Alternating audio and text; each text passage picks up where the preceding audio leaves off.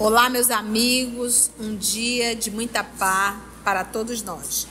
Hoje, exatamente 28 de março de 2025, estamos nós reunidos para estudarmos a obra O Céu e o Inferno.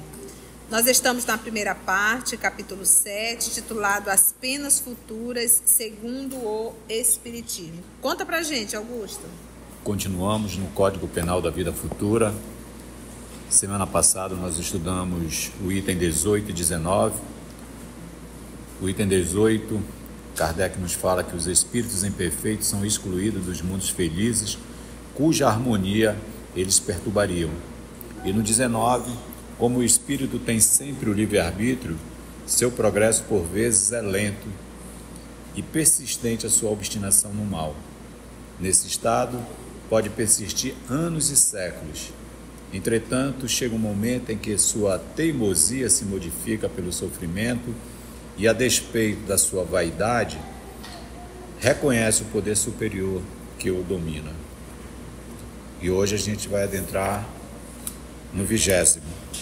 Então, estamos ainda estudando Código Penal da Vida Futura. Código Penal da Vida Futura. Então, vamos envolver nossa irmã Aramita para fazer a nossa prece de gratidão. É com alegria, Jesus, que nos reunimos para esse estudo, onde tanto aprendizado, tantas informações, tantos aprendizados, para que nós possamos colocar em prática essas lições, para que possamos, finalmente, endireitar nossas veredas, para que possamos rumar mais rápido, mais velozes rumo a Ti. Nós, os espíritos rebeldes e imperfeitos, nós que procrastinamos, nós que ainda reverberamos e clamamos contra Ti quando coisas nos acontecem, e esse Código Penal da Vida Futura vem nos informar que tudo que nos acontece são simplesmente obras nossas. Então ajuda-nos para que nós possamos nos emendar, nos corrigir e finalmente avançarmos até Ti, que espera por nós desde sempre. Que assim seja.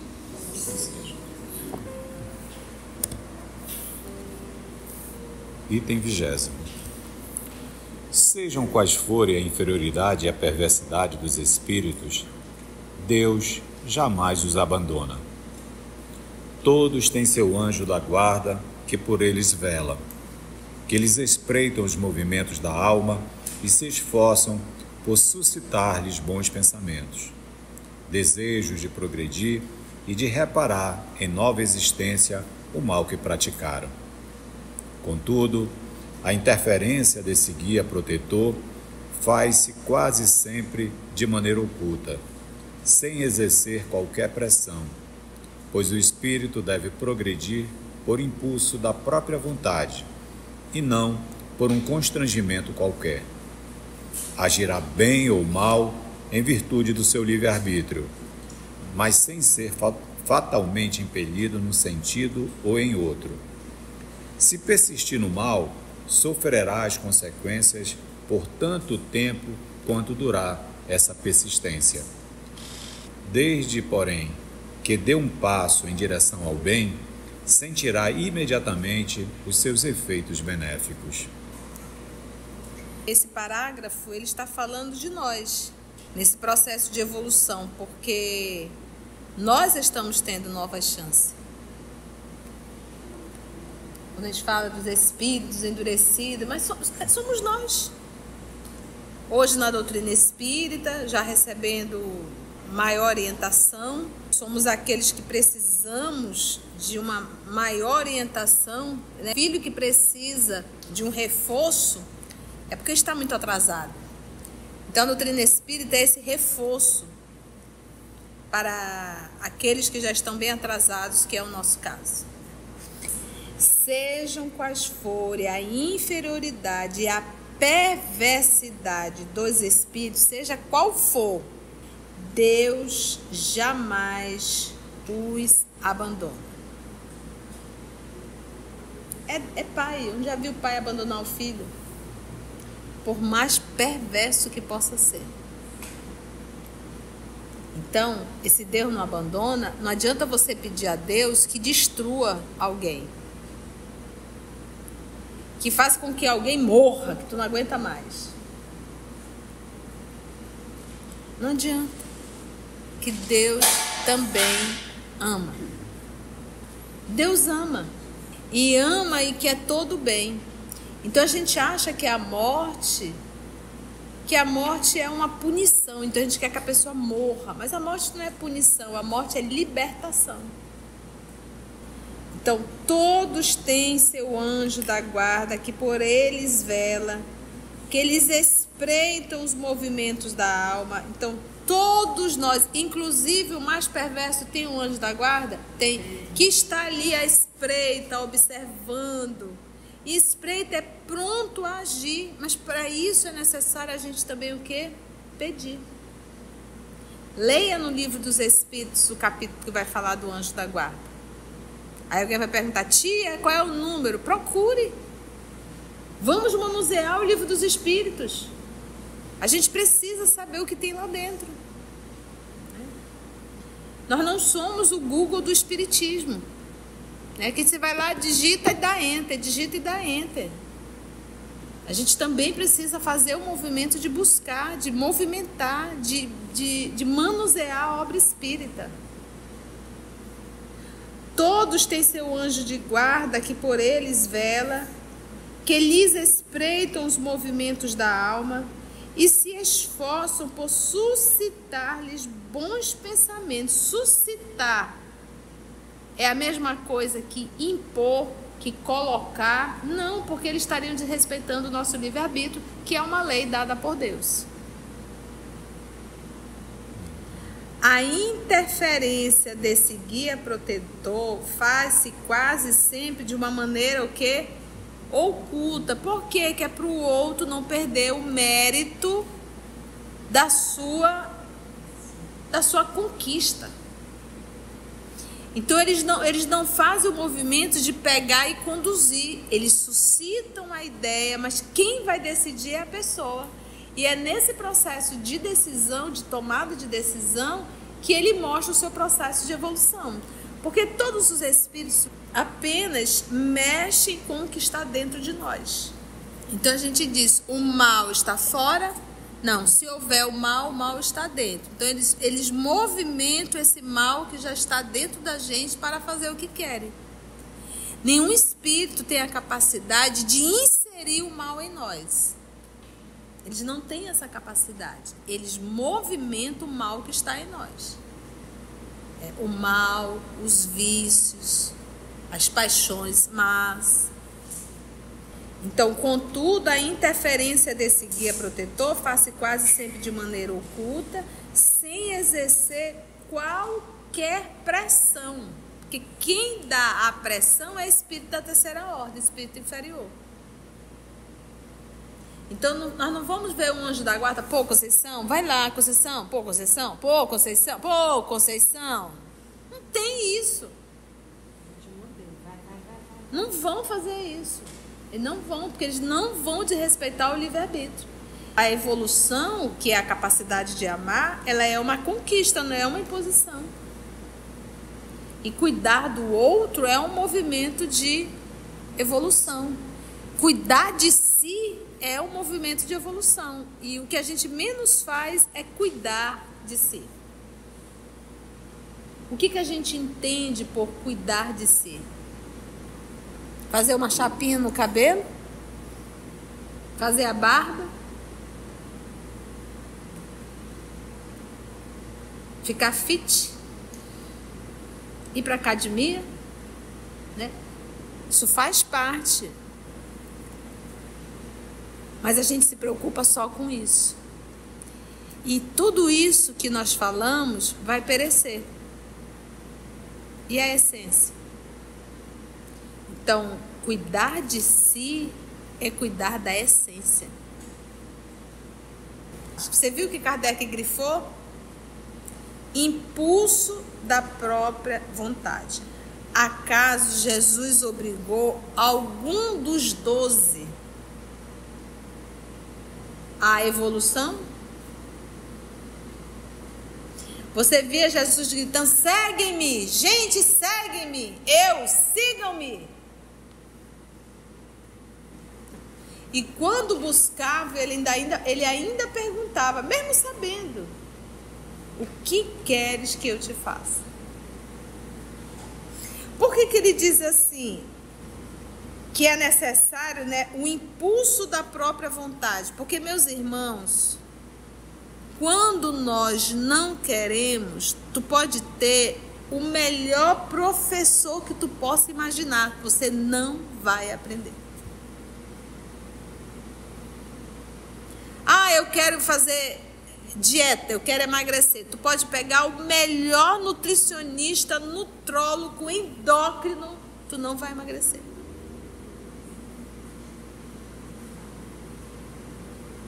Então, o que nós temos que entender é que é indispensável o quê? Impulso da própria vontade. Aí, o que diz a questão 909? O que diz, Aramita? Conta pra gente que nós esquecemos. O que nos falta para vencer as paixões? E os Espíritos nos dizem que nos falta vontade. E vontade o quê? Firme. Aí eles terminam dizendo que com pouco de voz se esforça. Quão poucos de vós se esforçam. Então, eu só faço esse movimento de esforço quando eu já estou cansado da vida que estou levando. Enquanto eu não estiver cansado, isso quer dizer que eu ainda sinto prazeres. Eu ainda me alegro com o que eu estou fazendo. Por mais que depois isso me gere uma culpa. Mas eu ainda me alegro. Então, a partir do momento que eu não mais me alegrar, aí eu digo, eu cansei e eu preciso buscar agora um movimento. E aí é isso aqui, o impulso da própria vontade. Então, nós evoluímos de braços dados? Juntos, lado a lado? Não. Cada um no seu tempo. A evolução de Pedro foi a evolução de Bartolomeu foi outra, de Mateus foi outra, de João foi outra. Cada um no seu mundo de processo de evolução. E assim somos nós. Cada um de nós aqui estamos fazendo um esforço íntimo, particular ou não. Nós podemos acompanhar o estudo e apenas estarmos adquirindo informação, mas não estamos adquirindo conhecimento. Qual é a diferença, tia? Informação é conteúdo, conhecimento é conteúdo vivido. E o ponto que nós temos é quando ele é vivido. Quando nós temos só a nível de informação, isso irá nos gerar muita culpa. Porque eu sei, eu tenho, eu tive e percebi que nada disso me fez me esforçar para mudar o meu jeito de ser. Logo, isso vai trazer muita culpa para a gente. Culpa e arrependimento. Arrependimento do tempo que nós perdemos. Uma encarnação é rápida, é rápida. Mas perante uma consciência dolorosa, doída, arrependida, é quase um século.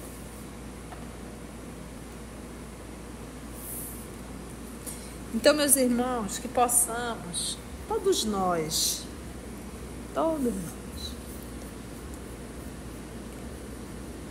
fazermos verdadeiramente um esforço, sabe? Eu acho que já é hora. A gente precisa fazer esse esforço para superar os vícios e as nossas más tendências.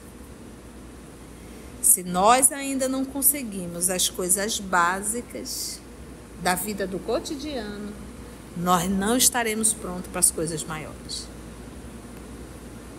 Ninguém pode ser constrangido a amar. Ninguém pode ser constrangido. Vem cá, você vai fazer o bem. Por quê? Porque eu quero. Faça o bem. Ame. Diga, eu amo. Eu me recordo quando nós éramos criança, quando a gente brigava entre irmãos. Não sei quem teve essa honra de passar por essa experiência. Mamãe colocava um de frente para o outro, abraçado, com o chinelo na mão. Abraça seu irmão, beije seu irmão, diga que você ama seu irmão. E a mamãe na pressão, né? Na pressão, com a sandália na mão. Se ela tivesse querendo dizer, mentira, minha filha, eu não fazia isso. A senhora não lembra, né, nega? Mas era assim. Então, dá para isso na vida do cotidiano da gente, na nossa realidade, dá para ser assim? Às vezes o pai faz isso. Sabe quando é que ele faz? Hoje eu estava a meditar com o nosso Leonel, nosso amigo espiritual, né?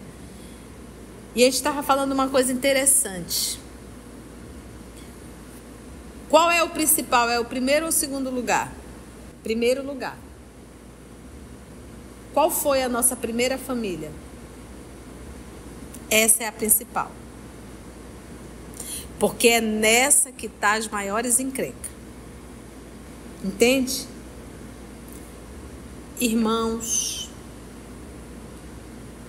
às vezes a mãe, o pai, a primeira família, essa é a que nós temos as maiores encrencas. A segunda, minha filha, já é levada para o instinto maternal e instinto paternal. Então, muitas vezes, muitos filhos têm sério problema com os pais, mas dificilmente os pais têm com os filhos. Por quê? Porque eles são conduzidos pelo instinto de conservação. Instinto maternal. Instinto paternal. É Deus conduzindo. E o que a gente faz? Quando a gente constrói a segunda, a gente relega a primeira. E é onde estão as nossas maiores encrencas. Já pensaram nisso? Eles vão nos impor? Não. Agirá bem ou mal em virtude do seu livre-arbítrio, mas sem ser fatalmente impelido num sentido ou em outro. Se persistir no mal, sofrerá as consequências por tanto tempo quanto durar essas persistências. Então, quanto mais nós persistirmos em continuar fazer o que fazemos ainda hoje, mais sofrimento. E o mais interessante é que a gente chora e se escabela, daqui a pouco volta e faz tudo de novo.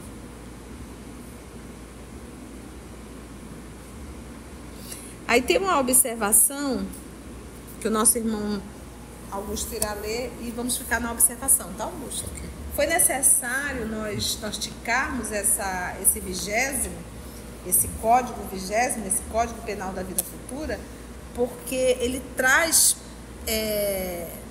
peculiaridades realmente para nós, espíritos rebeldes, né?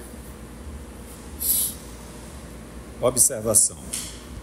Seria erro supor que, em virtude da lei de progresso, a certeza de atingir mais cedo ou mais tarde a perfeição e a felicidade pode estimular o homem a perseverar no mal, contanto que se arrependa depois. Primeiro, porque o espírito inferior não divisa o termo da sua situação. E segundo, porque, sendo ele o autor da própria infelicidade, acaba por compreender que depende de si fazê-la cessar, que será tanto mais infeliz quanto maior for o tempo em que perseverar no mal.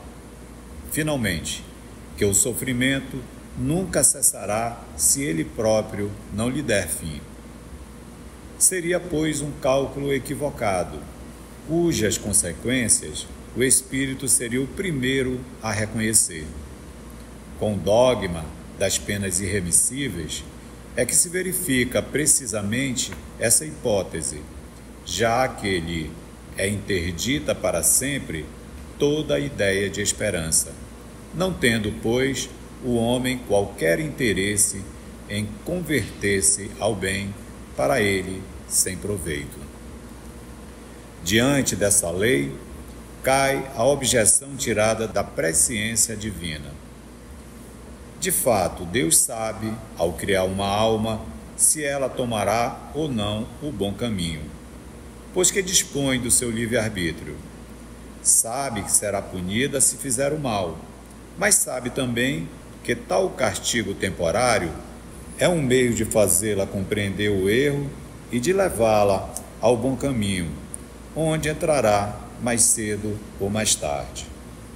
Segundo a doutrina das penas eternas, Deus sabe que essa alma falirá e, portanto, que está previamente condenada a torturas sem fim. Gente, foi bom? Foi gostoso estudar, né? É bom esse capítulo dos códigos das penas futuras, né? Se você chegou até aqui o final, deixa seu comentário. É muito importante a gente poder ler o teu comentário. Não esqueça de curtir para que possa divulgar a página. Dá o seu like, né? E, se possível, faça a sua inscrição no nosso canal e toca o sininho. Porque quando você toca o sininho, o YouTube avisa para você quando o EOS publicar um novo estudo. Então, receba um grande abraço da família EOS Manaus. Antes de orarmos em agradecimento, vamos ouvir algumas considerações da tia que destacamos neste estudo para a reflexão dos ensinamentos. Vamos aos destaques da tia? Nós estamos tendo novas chances. Quando a gente fala dos espíritos endurecidos, mas somos nós. Hoje, na doutrina espírita, já recebendo maior orientação, somos aqueles que precisamos de uma maior orientação, né? Filho que precisa de um reforço é porque está muito atrasado. Então, a doutrina espírita é esse reforço para aqueles que já estão bem atrasados, que é o nosso caso. Deus ama e quer todo bem. Então a gente acha que a morte é uma punição. Então a gente quer que a pessoa morra, mas a morte não é punição, a morte é libertação. É nesse processo de decisão, de tomada de decisão, que ele mostra o seu processo de evolução. Porque todos os espíritos apenas mexem com o que está dentro de nós. Então a gente diz, o mal está fora? Não, se houver o mal está dentro. Então eles movimentam esse mal que já está dentro da gente para fazer o que querem. Nenhum espírito tem a capacidade de inserir o mal em nós. O mal, os vícios, as paixões más. A evolução, que é a capacidade de amar, ela é uma conquista, não é uma imposição. E cuidar do outro é um movimento de evolução. Cuidar de si é um movimento de evolução. E o que a gente menos faz é cuidar de si. O que a gente entende por cuidar de si? Cuidar de si é cuidar da essência. É necessário, né, o impulso da própria vontade. Porque, meus irmãos, quando nós não queremos, tu pode ter o melhor professor que tu possa imaginar, você não vai aprender. O que nós temos que entender que é indispensável o quê? Impulso da própria vontade. Então, eu só faço esse movimento de esforço quando eu já estou cansado da vida que estou levando. Enquanto eu não estiver cansado, isso quer dizer que eu ainda sinto prazeres. Eu ainda me alegro com o que eu estou fazendo. Por mais que depois isso me gere uma culpa, mas eu ainda me alegro. Então, a partir do momento que eu não mais me alegrar, aí eu digo, eu cansei e eu preciso buscar agora um movimento. E aí é isso aqui, o impulso da própria vontade. Então, nós evoluímos de braços dados? Juntos, lado a lado? Não. Cada um no seu tempo. Cada um de nós aqui estamos fazendo um esforço íntimo, particular ou não. nós podemos acompanhar o estudo e apenas estarmos adquirindo informação, mas não estamos adquirindo conhecimento. Qual é a diferença, tia? Informação é conteúdo, conhecimento é conteúdo vivido. E o ponto que nós temos é quando ele é vivido. Quando nós temos só a nível de informação, isso irá nos gerar muita culpa. Porque eu sei, eu tenho, eu tive e percebi que nada disso me fez me esforçar para mudar o meu jeito de ser. Logo, isso vai trazer muita culpa para a gente. Culpa e arrependimento. Arrependimento do tempo que nós perdemos. Uma encarnação é rápida, é rápida. Mas perante uma consciência dolorosa, doída, arrependida, é quase um século. Então, meus irmãos, que possamos, todos nós, fazermos verdadeiramente um esforço. Sabe, eu acho que já é hora, a gente precisa fazer esse esforço para superar os vícios e as nossas más tendências.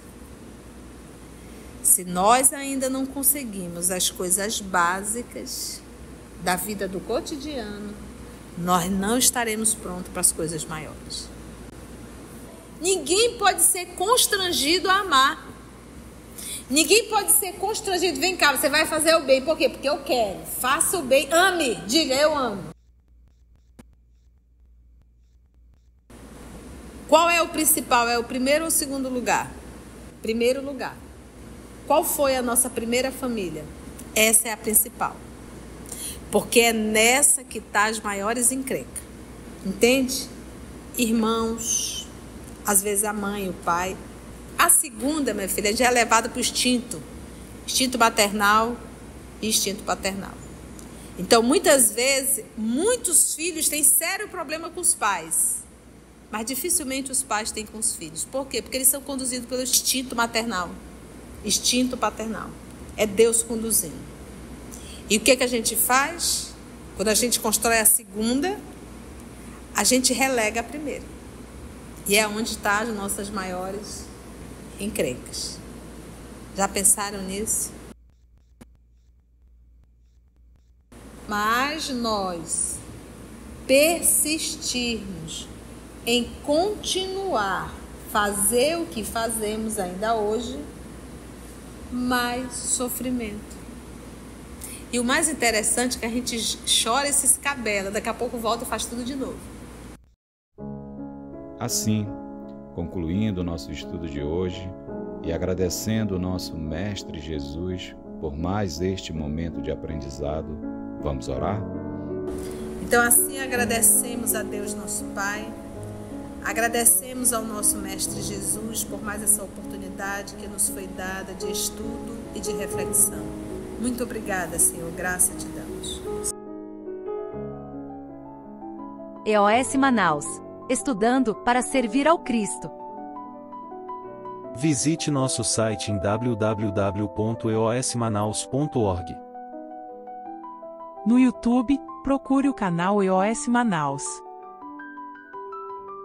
Participe do nosso grupo no Facebook. No Instagram somos @EOS Manaus. Escute e estude na Rádio Manaus de Estudos Espíritas. Estamos, também, em diversas plataformas de áudio. Procure EOS Manaus, no seu aplicativo preferido. EOS Manaus. Estudando para servir ao Cristo.